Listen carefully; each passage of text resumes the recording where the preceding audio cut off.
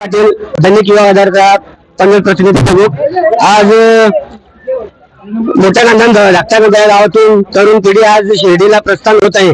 आज माझ्या समोर मंडळाचे अध्यक्ष चेतन गोंडे आहेत। आपण त्यांच्याकडून जाणून घेऊया की हा प्रवास तुमचा कसा होता।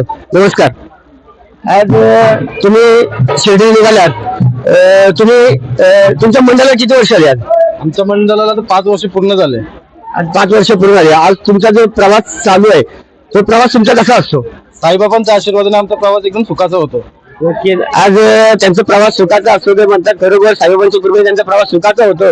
आज आपल्या समोर पनवेल महानगरपालिकेचे माजी नगरसेवक मनोहर म्हात्रे हे आहेत। आज त्यांचे ते आपल्या सर्व पिढीला शुभेच्छा द्यायला आलेले आहेत। तरुण पिढीला आज जाणून घेऊया त्यांच्याकडून। साहेब, आज तुम्ही कशा प्रकारे शुभेच्छा द्या?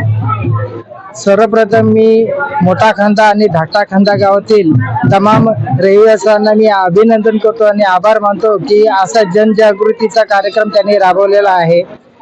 खांदा पनवेल ते शिर्डी पदयात्रेचा कार्यक्रम गेली 5 वर्ष ते या ठिकाणी करत आहेत।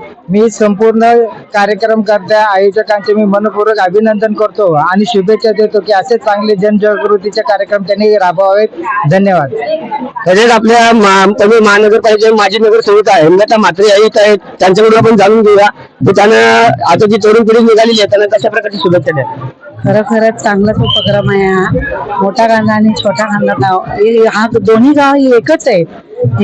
आम्ही एक देवाचे आम्ही गणपती बाप्पाची लेकरं आहोत आणि दोन्ही गावातील जे नागरिक आहेत ते प्रत्येक सण एकोप्याने करत असतात आणि हा साईबाबाचा महिमा आहे आणि सर्व साई भक्त ते दरवर्षीप्रमाणे घेऊन जातात पायी दिंडी यात्रा।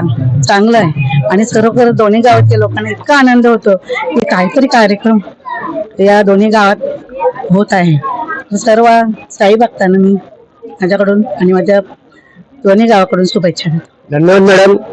चला आपण पुढे प्रस्थान करूया। धन्यवाद।